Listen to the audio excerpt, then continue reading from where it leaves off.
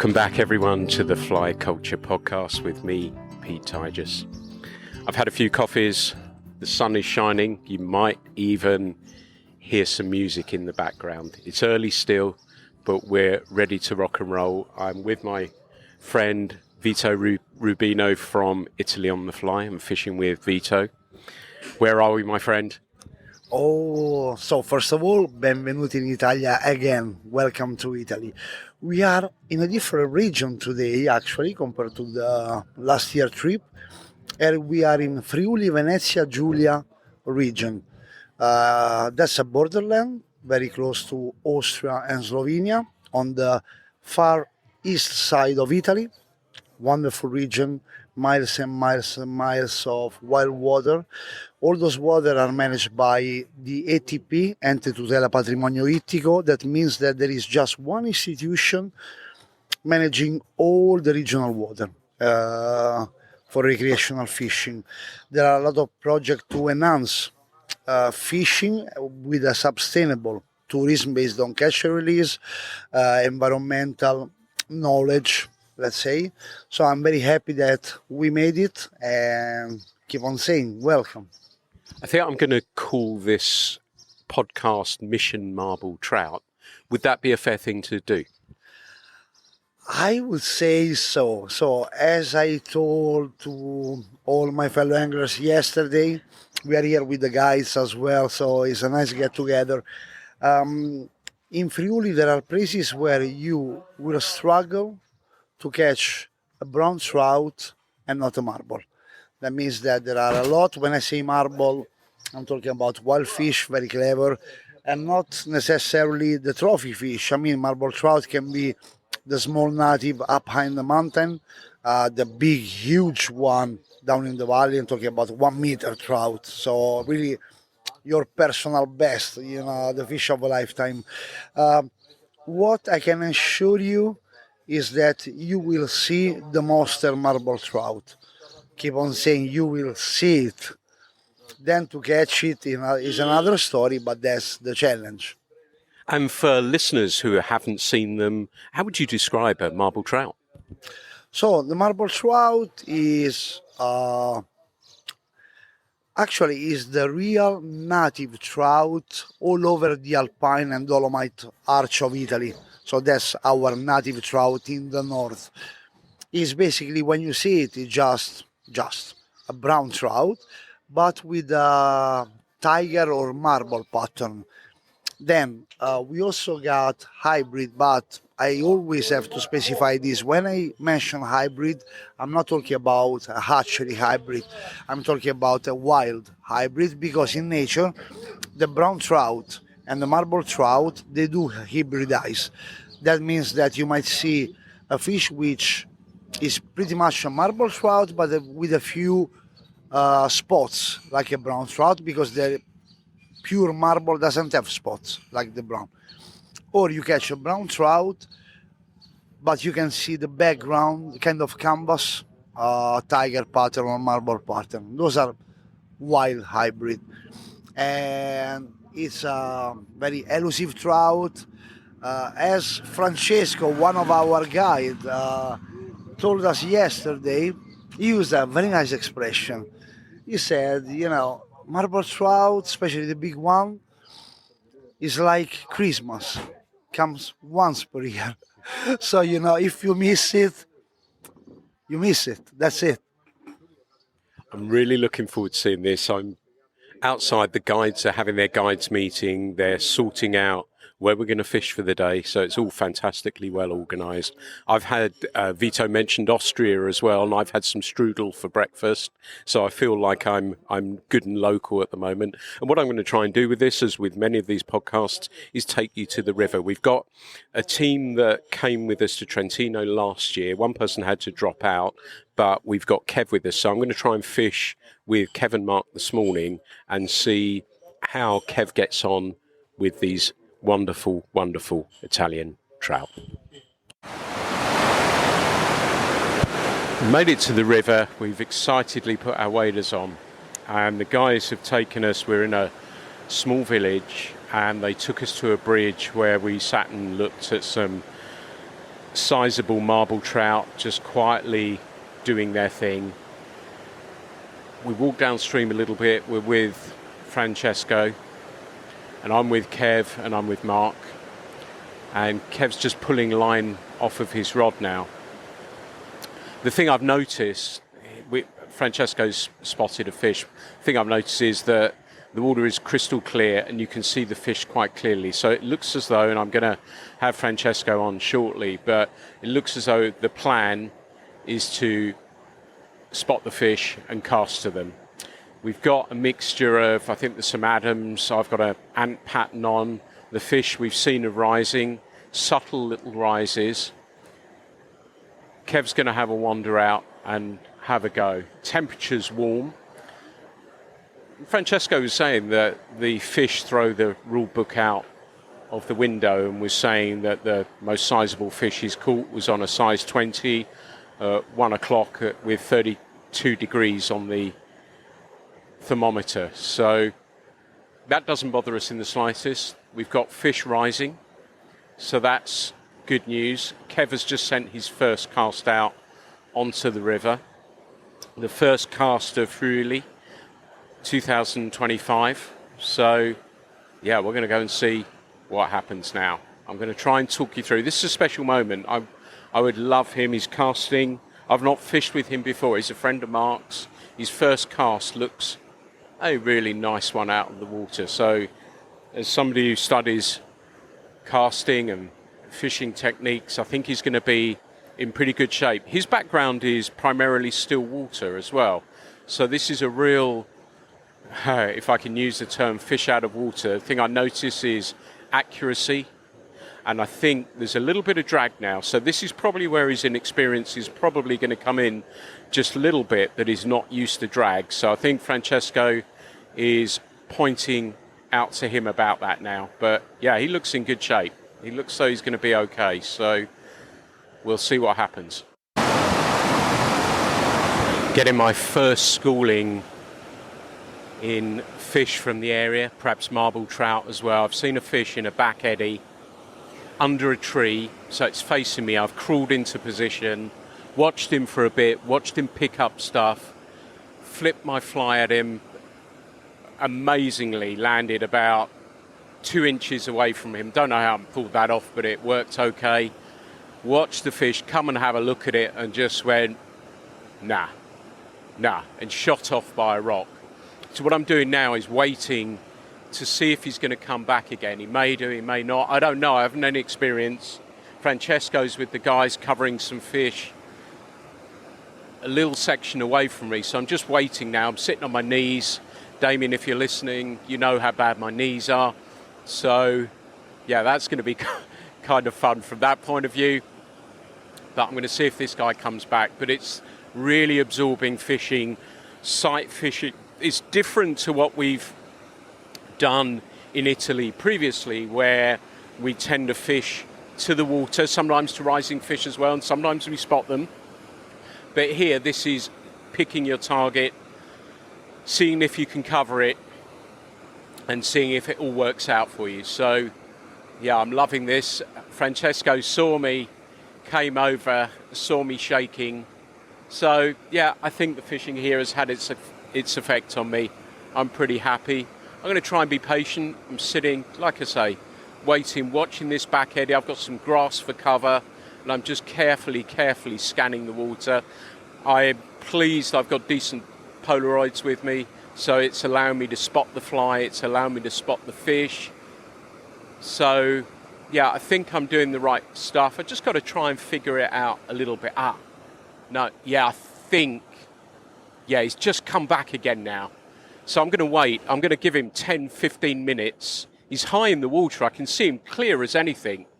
Yeah, he's just eaten something. So I'm just going to wait. I'm going to let him get into his rhythm, let him feel comfortable, and then I might give him a shot. I'd love to speak to you while this is happening, but multitasking, 2 things at once is way beyond my skill set. But I'm going to give this a really good go. It's a hard spot to cover. I've got immediately in front of me, I've got a low branch. Just beyond that, there's a big branch, and I've got to sit it right in between the 2 spots there. So, It's a fun and interesting challenge. My gut, yeah, I'm going to wait again. He's just, below this. He's probably 3 inches below the surface, and there's a back eddy. So there's a weir dropping down, and there's a back eddy, and looks like there's 2 back eddies actually, and he's positioned himself between both of them so that he can take advantage of it. Oh, this is really exciting. I've completely lost track of time. Fishing's been really absorbing. Fish have kicked my backside. Tried everything. That guy in the back, Eddie, I reckon I probably covered really closely without him eating. He comes and has a look and then shies away 4, 5, half a dozen times. No joys this time, but I've just loved trying to figure it out. The guys have gone further upstream, so I'm going to go and see if I can find them. I'd lost all track of time. Wind got up, so terrestrial, put a beetle on, had a fish show some rough interest when I gave it a little twitch as well. I sort of, by the trees, deliberately landed it just a tiny bit heavier, just to see what would happen. But not this time. But we'll see. We've got time. I managed to walk upstream a little bit further and bump into the boys. And Kev is our latest addition to our happy band of anglers. Kev, how have you found it this morning? Absolutely brilliant. Right from the start this morning. Just coming in through the scenery, everything. Just seeing the start of the river and everything. But it's been absolutely amazing. The guides are brilliant. Fishing with yourself and Mark. I think the guy's got a lot of patience with me. But yeah, it was great. All the way he was tying flies on for me, doing everything. And I've never seen a guy tie a fly on so quick in all my life, so yeah, more power to his elbow. And it looks to me like you made the switch more from still water to moving water pretty easily, actually. I was watching and casts were flying out beautifully. You're covering the fish. I guess the hardest and the most difficult thing to think about is drag and where that comes in as well. Yeah. Have you found that a challenge? Yeah, especially when you're fishing in front of you in fast water, because you're trying to watch the fly and watch the drag as well. So that's been the hardest thing for me, but I'm getting there slowly on that. So, yeah. And what about fish? How have you got on this morning? Are you a stranger to the trout of Italy? Yes, definitely. But not now. I've met one. So, yeah. So that was great. It's just the anticipation. Like I said to you, I'm still shaking now. So it's great. But yeah, just amazing. Missed probably about 3 or 4, but that's me being too eager, I think. But yeah. But actually seeing the fish, casting to them and just watching them come up, and then first 4, I missed, but that 5th one, so that was great, And how did you catch it, on a dry or a nymph? It was one of the guides' dries, like a little suspender ball, polystyrene ball on top, and looked for want of like a hare's ear on a sort of a buzzer hook, but sitting very high in the water, but it was great, so. And with that suspendable, I could see it as well, especially with my eyes. That's one of the challenges, isn't it, in this fast water, is picking up that fly. And I know I've been fishing size 20s and things like that and kind of trying to figure out where the fly is. But with a little bit of help, makes it a lot more easier, and it makes you a little bit more confident as well when you can see it, doesn't it? Yeah, especially pink. I think pink is a better colour for me to see. Once the sun's on the water, you can see the fish. But then once you see the fish, I tend to lose sight of the fly. So, but like you said with the drag, so you think it's coming that way, and then you can pick it up. And like I said, pink is a better colour for me. So I think I'll tie a few more up with, a bit of poly yarn, pink stuff, Good work, my friend. And was it a marble, or was it a brown, or was it a hybrid? What did you get? Hybrid, brown marble, So, I thought it was like a brown, but when you looked at it, and it's sort of split along the lateral line. So one half is marble and the other half is brown. So it looked, nice fish. So, and the bottom jaw was a little bit more extended, like when a salmon gets that kype, not as bad as that, but just a completely different looking trout. So it's amazing, Well, we're going to get out the sun for a little bit, and are you going to be all right to do a bit more of the same this afternoon? Oh, definitely. Yeah, without a doubt, yeah.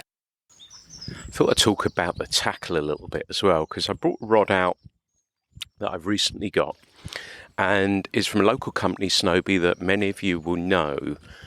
And the reason I'm talking about this is, you know, I'm independent, so it allows me to say stuff with impunity and ease because I've got no connection. But I was talking to Simon Kidd recently about the brand, and he was saying to me they're not putting their prices up this year. They understand how the economic environment is, so they want to hold their prices as much as they can. And I really like that. That was a really cool thing to say, a cool thing to do, and putting your money where your mouth is. The other reason is that I've written on my socials not so long ago that I'm a sucker for a light line 9.5-foot rod. I prefer them personally. It's only my personal choice. I think a lot of it is to do with me starting and being a river fisherman, I guess, that I always fished in those days with shorter rods. And a 10-foot rod for me just still feels a little bit unwieldy. That's the only reason I feel more comfortable and confident with a 9.5-foot rod. So they've got a rod in their range that I'd scoped out, the GXS 9.5-foot 3-weight, and I'm really enjoying fishing with it. There's plenty of feel. It's a graphene rod, so it's incredibly light yet strong. It delivers the flies beautifully. I use the Thistledown 2.5 on it as well, which is a fascinating thing. I'm going to deep dive into that at some stage and try and understand a little bit more about how the line works. But it seems to, I've put that on this rod and it works fabulously well. I've put it on a stiff 9.5-foot 4-weight rod, one of Warren's glass rods, a 7-foot 3-weight rod, and it worked. All of them worked really, really well. And another 9.5-foot 3-weight, a stickman rod that I have, one of the older ones, and it worked fabulously on there as well. So I'm sure there is some form of compound taper, but all I know is that it seems to work really, really well. It's worked really well out here as well, throwing dries where I want them to go, in conjunction with the rod, of course. And I'm really happy. I'm really pleased I've gone down this route, and thought it was worth a mini shout out anyway. We're having a bit of relaxation, a couple of drinks, caught up with Mark. You've had a fun morning, right? Yeah, absolutely a fun morning. It's really technical. The river is very low. The fish, when we see them, are very skitty. And just trying to solve the puzzle has been one of the most important parts today. So picking up rocks, looking at bugs, loads of case caddis, caseless caddis, mayfly nymphs of various types. So we sort of get an idea about what's there. But I've had one fish, one nice marble on a dry fly. Absolutely tiny dry fly. In fact, it was I couldn't even tell you what it was. I was given it by the guide, Francesco, and it was a wisp of CDC. That's all it was. And this fish just snaffled it round a rock. And it was lovely. It was great. It was great to get to sort of break the cherry of the trip. And then we've made it up to a big pool over, I suppose it's a weir on the river that controls the flow when these rivers are in flood. And deep in these pools there are some humongous marble trout and hybrid brown marbles, and they're not coming up for anything. We put everything over them in terms of dry flies. So using what I've sort of discovered by looking at the rocks, I decided I'd go nymphing. Now I do like a bit of nymphing, so I've got a couple in my box that imitate sort of large Batis nymphs, quite dark, bit of purple in them, long tail, but with a silver bead, that attractor. And I was thinking a lot of what Peter Hayes was saying the other day at the Fox and Hounds, and as I dropped it in, I knew there were fish there, and as it dropped, I could see some silver, and I lifted, and it was on, and then it was off, and I screamed, I literally screamed, and it was, it was almost like, yeah, it was primeval, primordial, and then it was like, right, I know there's fish there, so back in with the nymph, and the line just dropped, and the tip of my rod just bent over, and this monster just tore off with the nymph. And I got to say, on a 10-foot 3-weight rod, it handled it fantastically well. And all I could see was Francesco, the guide, amazing guy, just ripping over all the rocks through the water with a net, jumping into the big pool. It was almost, thought, well, I need to grab hold of him as well and stop him from going in, trying to net this fish, and it was going all over the pool. And we just played it and just gentle, and we finally got it into the net, and it was one of those big marbles that I've always wanted to catch. Many congratulations. Thanks, Pete. There is something about the sound of water. It makes me happy. I feel content. I feel like it's where I should be.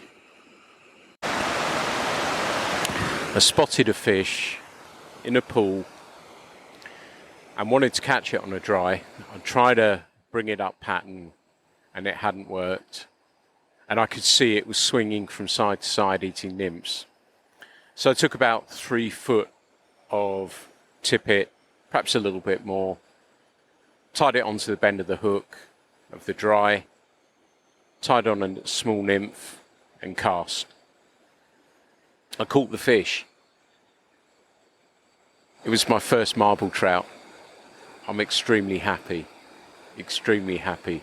There's an interesting looking fish. I'm sort of holding back a little bit because I was going to say beautiful, but I can't figure out if they're beautiful in a different way. I'm still not 100% sure, but the markings are stunning. They really are, and it's a different fish. It's a different species of these trout that we love so much, and getting the ability to see them and fish for them has been extraordinary today. The temperature has been hot.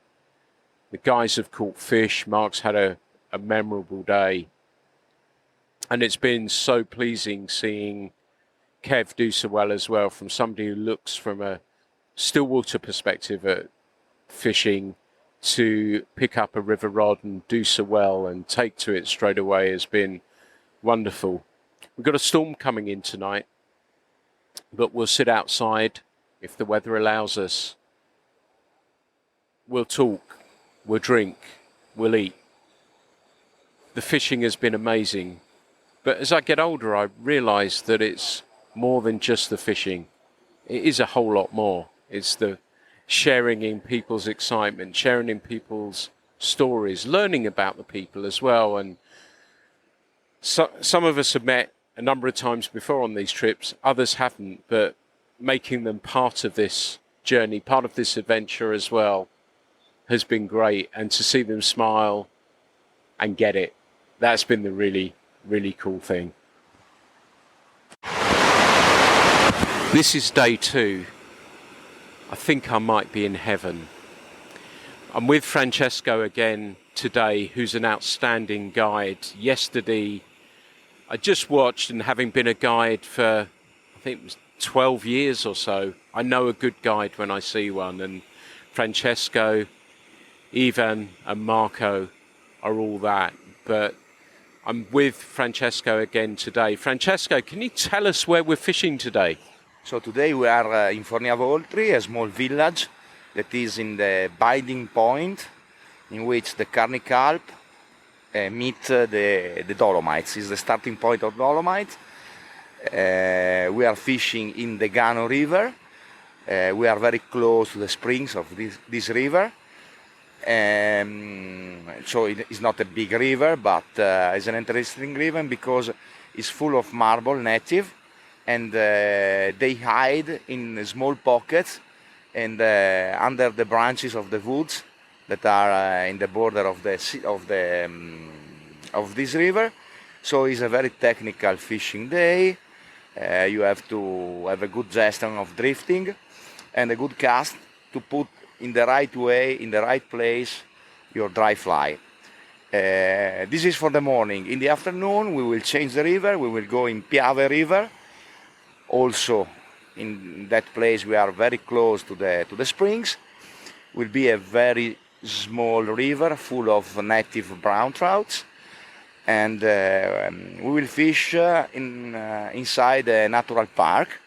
That is the Val Enge Natural Park, full of wild orchids, and it's very wild. It's a good view because you see how is a river when the people they don't put their hand in, and so I like it. Both of these rivers I like it because they are still wild. And that's the lovely thing. You might have got the idea from what Francesco was saying there that we're talking about the fishing we're doing, but he's talking about the orchids we might see a little bit later. He was telling us, and as we're standing overlooking this stream, that the two mountain ranges here, and you can see the distinct contrasts between the two of them. And it's, yes, I'm happy because I'm by a river, but the view, just take a few moments to take in the view and the beauty of where these trout live. Dan and Paul headed upstream, and I went downstream for a while to have a look. You can probably hear the sound of the water in the background, and the river here is about 50 foot across, pretty shallow, and you're looking for pockets. Complete opposite, really, what I was fishing yesterday. And I've caught some fish. I've done okay, and it's a different challenge, and it's the challenge I really love. It's getting the drift right because of these complex little flows, these little pockets that you're looking into and trying to cover. I've really, really enjoyed that so far, and the fish have been smaller that I've encountered. I've had some refuse as well, which I'm surprised in a mountain stream like this, that I've seen them come up through the water to have a look. And I fished where I headed down initially. It was a little bit steeper, so the boulders were a bit bigger, the pockets were a little bit bigger, so I thought, right, okay, perhaps I need a bigger pattern to entice them. But it got refused a few times, so I decided to make things a little bit smaller, but that seems to have worked okay for me. So I'm just gradually walking up, the sun's out, the water's cold, just feels nice. This is what I love about these mountain streams and these wonderful little trout that live in them. This morning was about picking pockets, high sticking, using a 9.5 foot rod, barely any line out, and just flipping a dry into any pocket hole where you thought was a fish. It was the sort of place that I felt would catch a bunch of fish, and I caught some fish, and I'm happy, and the guys have as well that I'm fishing with today, Dan and Paul. But we'd had the rain overnight that I mentioned, and I think what it did, from what I gather and what I see, is that it took the temperature down a little bit, and so the fish weren't quite as keen. It was interesting for me putting those bigger flies on in the morning, thinking, right, in these pockets these fish are going to come out and whack it, and they were a lot more circumspect, they were a lot more cautious than I was expecting, and I do wonder if that was something to do with the temperature. I think it dropped 5-6 degrees because of the rain. River's still crystal clear, so it hasn't affected it in any way from that sense, but it may have just freshened it up, taken the temperature down a little bit. Then we've driven up higher into the mountains, and the river is the sort of place I think I love. It's where I feel happiest most when I'm fishing. I'm always happy when I'm fishing, but it's a small stream. I borrowed Chris Gould, who's with us, who came last year. He's one of these guys who does all sorts of stuff, and he's made cheese. He's brought Hungarian wine with him that we drank whilst in the storm last night, and he builds glass rods as well. And he said, would you like to try one? And I've got a 6'6" 2-weight glass rod, and it's been amazing fun. While I'm standing here, fish has just come down a long distance, just swimming around, seen me and shot back upstream again, but I could have counted the spots on it. The water's that clear. But it's a very small stream, bouldery, but with little runs in them. The fish, when you put a fly in there, because we're up high, I guess the summer season doesn't last so long, so they want to feed. They want to pack up on weight to see them through, and they throw themselves at a fly, sometimes to try and drown it, and sometimes they'll hit it hard. And I'm just sort of fishing a pool and then leaving the guys to fish for a little bit and then meeting them. Now, I think they're just netting a fish right now. Looks like it, yeah. They just have netted a fish. So that's been great. I'm just watching. They're taking photos and things. They're just downstream, and I had a go in a little pocket, and I'm standing in a pool which just screams fish right now. But yeah, water's crystal clear. River's not very wide. Some of these channels are 5 feet wide, but they're fast, and they've got some deeper pots in there, and the fish just sit on the bottom and then explode on the fly, and it's really exciting. Sometimes they stick, sometimes they don't. I started with an ant pattern. I've only fished 2 little spots so far, and I started with an ant pattern because my plan was to sort of leave the guys and walk downstream, but we're in a deep valley, and I thought, right, well, this will be fine. I'll walk downstream and slide down the bank, but it was too steep for me, so I walked upstream with the guys, long way, gave them plenty of fishing, then gave myself 1 pool to fish, put on an ant, because when I'd walked downstream, I'd seen a lot of ants on the path. First fish just completely launched itself on it, and I thought, right, okay, this is how this is going to play out. And sometimes when that happens to me, what I'll do is sit the fly a little bit deeper. So I've got an oppo fly on a form of a sort of a clink hammer, and it sits a bit deeper in the water. And for me, at least, I had a couple of fish, and I'm really, really happy about that. But yeah, I'm waiting on this pool for the guys. I can see fish, and I'm 40 feet away. I can see fish clear as anything, and the stamper fish isn't bad.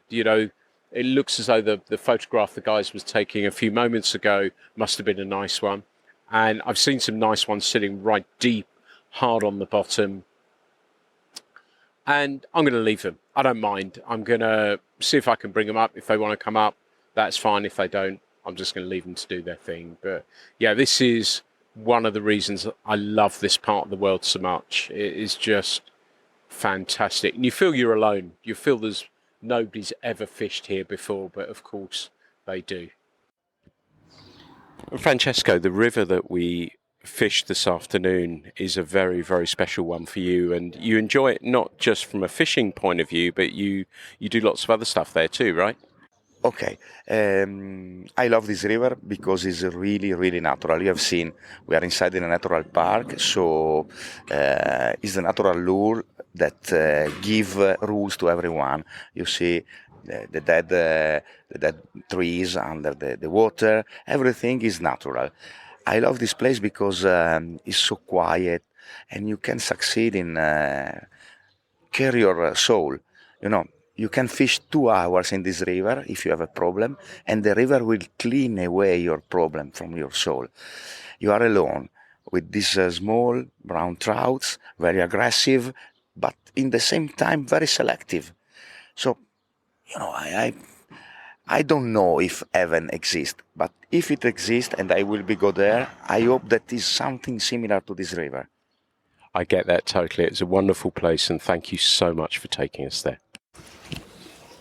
The nice thing about these trips is that we get to see so many special places, and as I was describing earlier, the river we fished was special to me. It was a sort of place that I love to fish, I enjoy to fish, I love to see, and you always worry that perhaps people don't feel the same about it, but Paul, who's joined us this year again as well, I was fishing with him, and that was fun, wasn't it? Oh, it was amazing. Walking down the track through the woods, and you catch that first glimpse of the first pool, and it's just from that moment you just can't wait to get down there. And those glimpses as well, as you say, and you can hear the river, can't you, from up high, but also you started off pretty well, didn't you? Yeah, first cast, first fish. Yeah, so a great start.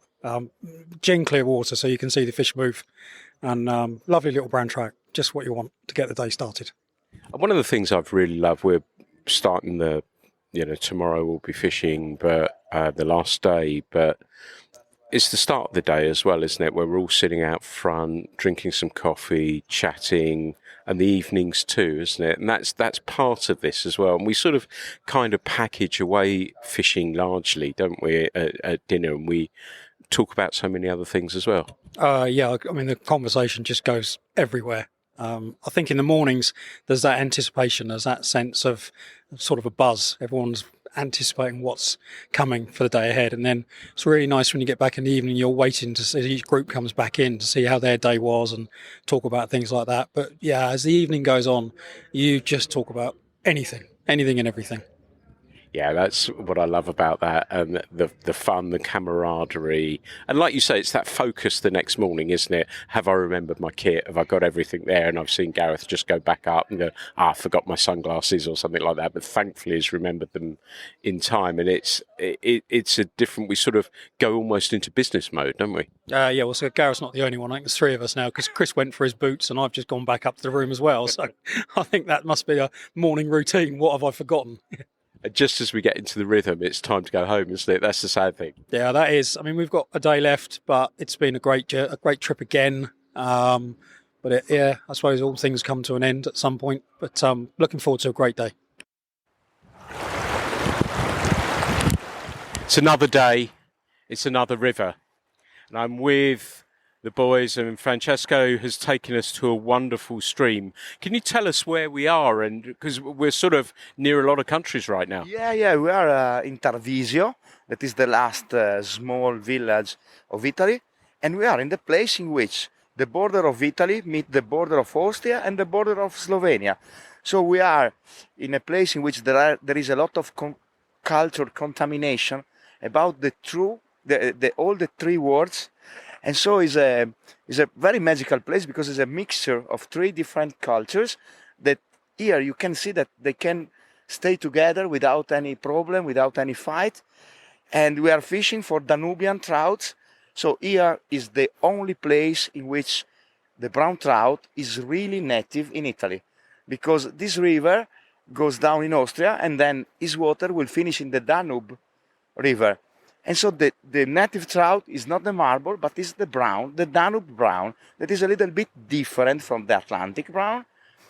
But they are still funny fish, they eat a lot, and they are good fighters. So I enjoy this river, and I'm happy to enjoy this river with all of you. One of the lovely things about this trip is the people I've got to know in our little Italian family. And Gareth, this is his second year coming over. He fishes the rivers of Yorkshire. And I think he likes Italy now. It's got right under his skin. But how have you found this comparable to the streams that you fish at home, Gareth?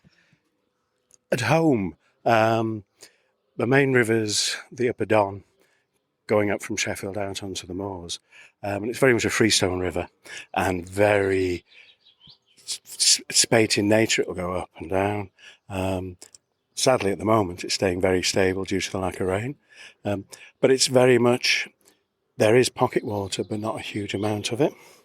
And when you get to the upper reaches, it's small stream. And because the water is always coloured from the peat, you don't get that clarity. It is clear in some sections, but you get the stained water, the darker water. So you're fishing more towards where you think a fish would be, or if you see a rise, you then cast towards that. Here in Friuli, the waters, every river has been absolutely crystal clear, and the bedrock is white, and it's scattered with black stones. The marble trout, through adaptation, they're jet black on top, and you can't see the guy, like Ivan was saying yesterday, there's two fish there, and I'm like, what? So the learning curve has been incredible, to go from casting to a rise to casting where somebody's told you there is a fish. But the river's, one of the main problems, it's so beautiful here, you get distracted by the landscape. And last year I came in the hope that I'd catch one brook trout, and I'd have gone home happy catching one brook trout. Vito put us onto a section of river where I lost count of the number of brook trout I got, to the extent he was taking the mix, shouting from the side. I told you, I said there was a tax on getting too many fishes. It's a lie. You can actually net them. You don't have to release them. But I mean, again, that was, I can hear the church bells in the background. And that valley, the only sound you could hear was the river and cowbells, alpine cowbells. And incredible experience was standing in the river casting, and Vito saying, you need to get out, the cows want to cross. And they wouldn't cross till I got out. They all filed across and then let me go back to fishing. It was incredible. But Friuli's just been, and I mean, I love Italy, I love the food, I love the culture, I love the people.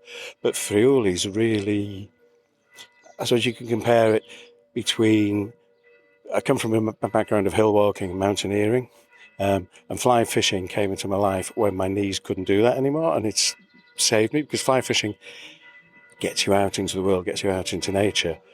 Friuli's like Snowdonia or Northern Scotland. It's wild. It's, when you've got a guy telling you, your mate's on a river yesterday and he's saying, oh, by the way, there are wolves in the forest here. But they're okay. But tell me if you see a bear. Why? Oh, because that might kill you. It's just a wonderful world. The fishing is amazing. I caught a marble trout. I was absolutely deliriously happy. I know it sounds childish, and I know I shouldn't be ticking boxes, but it was just because in that one pool, I think I had 7 on before I managed to keep one on and land it, because they hurtle straight back at you. They don't try and get away like Yorkshire trout. They hurtle straight back at you, and then they're corkscrewing in the water. It was just, Ivan, the guide, he's a saint, because he was stood there, you could see him thinking, for goodness sake, just follow the instructions, lad. You're not in Yorkshire now. I know what I'm doing, you don't. But as I don't know, I just feel a sense of privilege. I've been so lucky to be able to come on 2 trips. The fact that I'm going to come on the trips, but that the sense of camaraderie, the people, the guides, yourself, all the other lads. I think people would be really quite shocked to see that it's not competitive. It's not about who gets the biggest fish. It's not about, it's not about who gets the most fish. It's about, hope you got a fish today, mate. And most people, their first thing they say when they get out of the car outside the hotel, they don't say, well, I got a 42 centimetre marble today. They say, how's your day's been? How did you fish today? Was it good? Have you enjoyed yourself? And that just makes these trips, it was the same last year. I mean, I had imposter syndrome last year. You're coming on a trip with working guides, ex-guides, etc. And I was thinking, way anybody would in that circumstance. And everybody's just relax. We're not here about that. We're not guides when we're here. We're just guys having fun and fishing. And it's initially I was like, and within half a day I was like, yep, they're guys here having fun.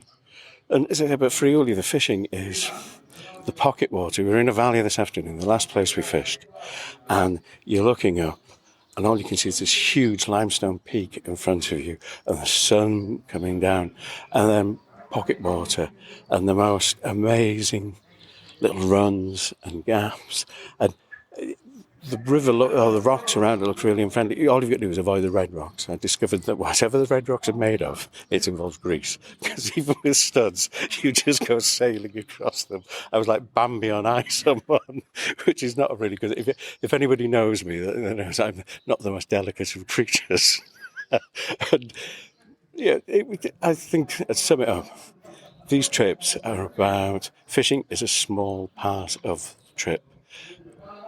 The trip is about friendship and fun and laughing and drinking beer and telling each other inappropriate stories as boys do when they're off.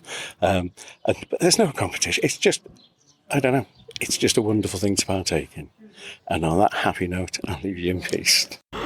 This afternoon has been one of those magical places. It's the place that I dream of. It's, as has been said previously on here, pocket water, fast rising trout. And over this trip, I've tried to fish with everyone, which I've managed to do. And I spent the last session fishing with Chris.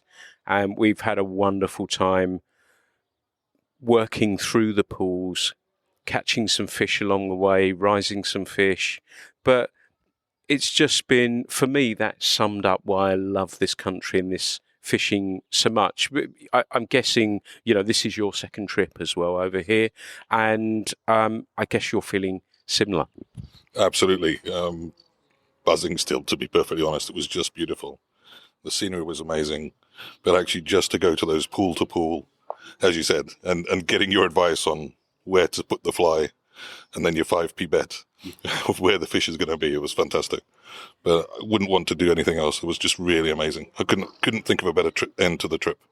It was a great one, and for Chris mentioning 5p, that I sort of came out out of retirement and said, "Come on, we'll do this together." And I said, "I'll bet you 5p that there's a fish in this pool," and Chris got it. And I think Rose 2 more as well. And it was just beautiful. And working through, the sun was shining. It felt early on as though it was going to be a little bit of a struggle, though, didn't it? Yeah, especially when we went to the first place where there was, the first part of the first place with no water, and then quite low and clearly no fish. But when we got to the second place, it was really promising. And it was really, as we walked up through the pools, and then we saw a little bit further up, and it's going to be a challenge to get there. Let's do it anyway. And it's like one more pool, one more pool, one more pool. It's contagious, isn't it? It's just addictive.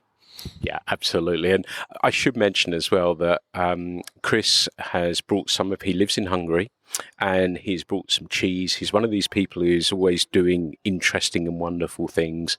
He's brought some cheese. He's brought some amazing Hungarian wine, which we've sat out in thunderstorms and drank with friends and just talked about everything. And he also builds 5-glass rods, and he designs the tapers himself as well. And I fished with one of them yesterday on a small stream, a 6'6", 2-weight, and you caught a few fish on your 8-foot 5-weight stay, right? I did, and it's my go-to rod because it's really versatile. It was probably overpowered for what we were doing today, but it was still a great rod to use because it's delicate as well as being quite pretty, I guess. And the aesthetics for you is incredibly important, but also that design process. And I found, people often when they think of glass rods, and I've said it a number of times on here before, that they'll be noodly or too soft. And I had a quick go of Chris's this afternoon, this particular rod, which I cast last year as well at great distance. But what a short casting stroke I needed just for it to drop the fly on there. And are those the sorts of things that you're thinking about when you're working through with tapers? That's exactly it. So I listen to my customers who fish more than me and listen to what it is that they liked and didn't like, and then adjust accordingly and work with CTS to produce the blank that becomes then my lemon glass. Fantastic. Where do people find you? Goldfish.com. Mate, that has been one of those good days. I think if they said this is your last afternoon in the trip, do you know what? I don't think I'd have done anything different. Absolutely. It was fantastic. A really great way to get some memories to take with us. And looking forward to the next one. The guides for this trip have been absolutely outstanding. They're good people, they're good guides, they're professional, they're friendly.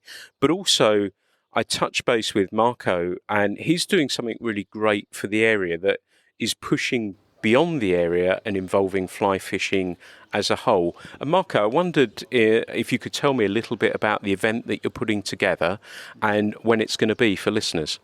Yes, I'm Marco, nice to meet you. And we will do an event, the first time of Friuli Venezia Giulia region, and we must manage all fishermen by all over the Italy for improve the fisherman and the fly fisherman to all over the Italy, almost to the child. And we gave a free guide and a free license to all the rivers of Friuli Venezia Giulia, free tying courses, and free casting. Casting stage.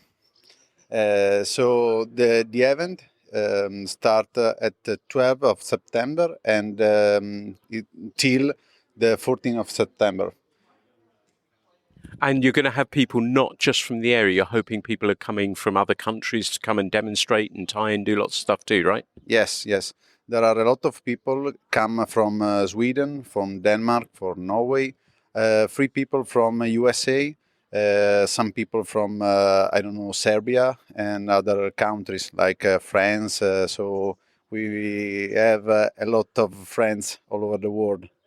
That's great to hear. And for listeners, where can they find more details of the event? Yes, you can follow me on Instagram by Dry Fly for Dummies, or you search the event on the regional official site Friuli Venezia Giulia.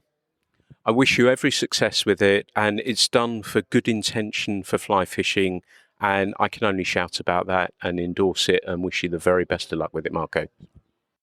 I'm talking with Ivan now, who's been guiding with us as well the last few days, and he's a giant bear of a man who I think myself he could probably pick up under one arm and carry up the river if I got into difficulty. But he just smiles the whole time. He's been a great influence on all of us. And I wanted to, what I'm trying to do with this is paint a picture of the fishing in the area. And we're driving through beautiful mountains. We're craning our necks as we look over bridges, see the beautiful fish. But as somebody who lives here, what does the fishing mean to you, Ivan? First of all, sorry for my bad English, but what is fishing for me? Let's talk about history. My grandfather was a fly fisherman, so he teach me everything he knows about fly fishing. I started when I was 6 or 7 years old, so I have few years of expertise in fishing. So the most beautiful thing is to teach, but not teaching. It's about take to the others some enjoying time, make smile other fishermen that maybe never catch our particular fishes like marble trout or our native Danubian trout or our native bluefin grayling. And when the customer smiles and is happy, I'm happy 10 times than the customer. That's lovely. And I take it, if you get a day off, where is it that you like to fish? Is it because I should mention to listeners as well, there was a section, some of the guys fished yesterday, that was literally a chalk stream with sighted fish. We've fished pocket waters. We've fished a real mixture of water. But if you have a day off and you get to go fishing, what is it that you like to do? I am from the flats, from near Udine, but my heart still beats for the mountains. Alpine streams are my favorite. Fast water, big pocket water, where the trouts hid behind the big rocks, little rocks, or fast streams for graylings are my preferred. That sounds like heaven to me. It's been great to meet you, and I look forward to the next time. Thank you so much. We've been running these trips for a little while now, and the constant has been Dan, who's been on these trips with us, and he's always been along on them. And his enthusiasm, his shoddy timekeeping is part of that charm that makes us love him so much. This has been a fun one as well, hasn't it? Yeah, it's been brilliant, Pete, as I knew it would be, to be honest. And the fishing for you, and I know you take your son Devon fishing to Farmore and catch trout there, and you don't get the time, because many people as parents of younger kids don't get so much time to go fishing. So trips like this are really important to you, aren't they? And is it a way to unwind from your busy work life as well? Yeah, it's a really good question, Pete. And I mean, I remember last year was my third time on this Italy trip. And I said to you then, I said, well, it's become an important part of my life, to be honest with you, because I get so much out of it. It's such a good time. Yeah, it's complete escape. It's pursuing a passion that, I don't get the chance to do as much as I'd like these days. But it's more than that as well, because I get to meet up with yourself and other people. and it might be only once a year, but we always have like a great time. It's not just about the fishing; it's about the appreciation of nature and wildlife, and being in a different place, and getting under the skin of a different culture a little bit as well. So yeah, it's a full package. Yeah, and it's been great fun. You know, I'm really tired but happy.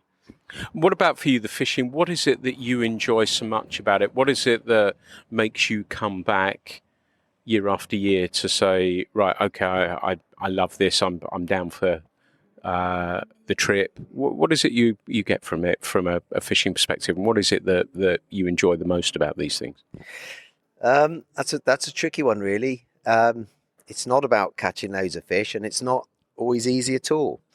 But I think what I love about it is well, it's the only time I'm ever going to have a guide with me, and it's great to get that insight and local knowledge and everything. And I love the rivers. You know, they're crystal clear a lot of the time, and often there's a lot of rock hopping, sort of picking pockets, which can be tiny. And you know, it's full on. We might stop in the morning for a coffee or something on the way. We might have a beer at lunch, but the fishing itself is pretty intense, and it's great. You're totally absorbed in it, you know, and you know, it's exciting as well. So on the first day, you know, we had a crack at big marble trout. You know, we were looking over the bridge, and there's a fish like a 4-pounder cruising around like a submarine. I had a shot. Yeah, so it's exciting as well, and it's you know, each day is slightly different. We go to a different place, blah, blah, blah. But it's a lot more than just the fishing, you know, it's to talk with the guides about, you know, their connections with these places. So yesterday we were fishing with Francesco, just such a wonderful, humble guy. And he was saying how it's where he learned to fly fish when he was 6 or 7. And even to this day, he'll take his family there, and sometimes he'll take a hammock and he'll stay overnight, and he'll take a barbecue. Yeah, it's that's important. I think you've summed up this succinctly from the heart, and absolutely wonderful. And like I say, these trips wouldn't be a trip without Dan here, so I'm thrilled you're along. So Vito, we had an amazing lunch. That was great, and thank you so much for that. The trip has been fantastically orchestrated and organised by yourself. It's been wonderful. Everyone's smiling. Everyone's happy. And I know that's what both you and I want from that. And I'd like to thank you for that. This is a really special place, isn't it? Look, I cannot be happier. I mean, maybe I am happier than you. It's difficult if I look at your smile and your picture with the fish. But I'm so happy because, you know, I think we managed this time more than other times to transfer the spirit of it, which is fishing, pure fishing with wild native brown, but most of all marble trout. I guess almost everyone caught a marble. Yeah. So mission marble accomplished, I must say, this time. But what I love is that you really enjoyed all of it, because we generally say it's never just about fishing. Fishing is important, it's crucial, it's the spark. But then, as you said, today having lunch close, you know, to the river, to a pond, eating traditional food, that's as important as all the rest. This region, Friuli, Venezia, Giulia, has got a lot to give in terms of water, but also in terms of food, wine. If you think about a lot of wines, they are produced here. If you think about, I don't know, San Daniele ham, a lot of things are produced in this region. So it has got really a lot to give, a lot of history, a lot of art. And also thanks to Promo Turismo, which is the regional tourist board, we are trying to, you know, orchestrate even more this kind of, let's call it product, but you know what I mean, this kind of sharing, which is not just about fishing. And Friuli has got miles and miles of water. And something that we didn't mention, Friuli has got also the sea and the lagoons. So, you know, there is so much to do here. I was amazed by the amount of rivers, and on the way back, the guys were pointing out, well, this is next time you will like this one. And that's been the wonderful thing about it, the mountain streams. And I was asking Ivan, where he likes to go on his day off, and those mountain streams, the pocket water. And for me, that's what I associated with this trip. And you've worked so hard to make sure that, you know, the marble trout happened for everybody. So everybody caught a marble trout. And as we said, it might be called Marble Mission or Mission Marble. That has been accomplished. So we're really, really happy about that. But it's been more than that. And I think today, particularly, every day people come back happy. But today, there's been a really special buzz, hasn't there, being able to fish in those pockets, in those mountain streams. Is that what you love as well?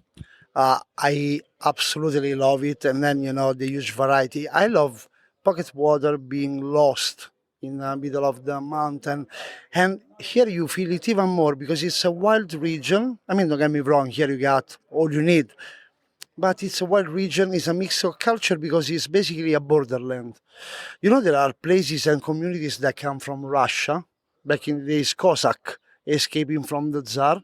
And in that place, they still speak a dialect which is almost Russian, just to say what a mix of culture is this place. It's crazy. In Trieste, over the sea, on the sea, there is a story because a penguin came from a cargo and lived there, I don't know, almost 30 years. So it's a crazy place, guys. Yeah. It's such a mix. So, and it's for me because I love everything. I love to be lost up in the mountain. I love the lagoons for the bass and more fish. I love the offshore and the open water for the bluefin tuna. Whatever you're searching for, here you might find it. And this is another trip that's just concluding. And this started with a podcast with Vito. And I'd met him once before, but said, come along on the podcast. And I asked him, how do you start a day? And he said, with a good coffee. And I said, I'm in. And you know what? I'm still in. And I'll still be here again another time. So Vito, thank you so much for having us along. Italy on the Fly. Search Italy on the Fly. Search Fishing with Vito as well. He's a good person, an honest person, a decent person. And go search him out. Give him a follow, if nothing else, and see what he's up to, because there are good people out there in fishing doing good things for fishing. And I think they deserve our shouting out, but also our support as well. So Vito, my friend, thank you again for putting together such another wonderful trip. Pete, there will always be an espresso for you in the morning here. What is my takeout from this trip? It's the same as many of these ones. I've been running them for a while now in conjunction with Vito, and it's so much more as people, and I've not asked them to say what they were going to say. I've just poked a mic in their faces and said, what does this mean to you? And the overriding factor is it's not just about the fish. We were really lucky, and the guides have worked really hard to make sure that we got a shot at some marbles, and everybody caught a marble trout, which was wonderful. They didn't have to do that, but they rotated in where they felt was the best chance of catching one, and they were dead right because everyone caught one. But it was more than that. And in the evenings, you know, we didn't talk about fishing a great deal. It was learning about the people, learning about what they enjoy, and bringing people together. That's what fly culture's always been about, is creating community, getting people together, people who may not have met before, yet we've all got this one thing in common, haven't we, that we love fly fishing. And so you've got something to get on. You can start talking about fishing, but then learn about people and learn about the things they've done, their experiences away from fishing as well. And it's been wonderful to be able to talk to people about so many interesting topics, fishing being at the top of the list, of course, but all the other things as well, about what makes the people tick and the lives that they've led as well. And that's been fun too. The guys in the background, you know, the guides have worked really, really hard. Vito, as ever, has just not stopped. And it's been wonderful from that point of view. So, yeah, I've been to a lot of places over the years, and I've been very, very lucky, but this is the place I've come back to year after year after year. This country, I think it's the food, it's the people, it's the rivers, and of course these beautiful fish that swim in them. I feel really lucky. The Fly Culture podcast is brought to you in association with Fly Culture, a quarterly published magazine owned and run by fly anglers. When it comes to fly fishing, we've got you covered.